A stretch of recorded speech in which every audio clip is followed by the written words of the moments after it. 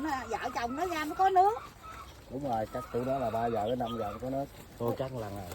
Rồi cà phê thì mình tự mình đem theo, mình có trên xe mình uống rồi.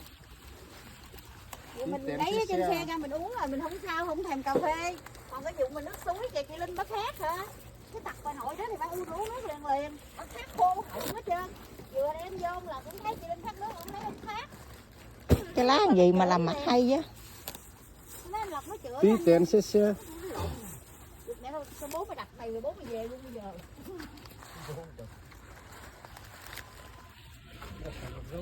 Mày đập gâu đó. Bố mày ghét mày dữ lắm, bố mày không ưa mày đó, bố mày đặt mày rồi bố mày về luôn, mà không thôi nhịn nó đi, lấy tiền 2 tiếng rồi. Tí tiền. Nhiêu anh hai? 22 hả? Cái gì đi.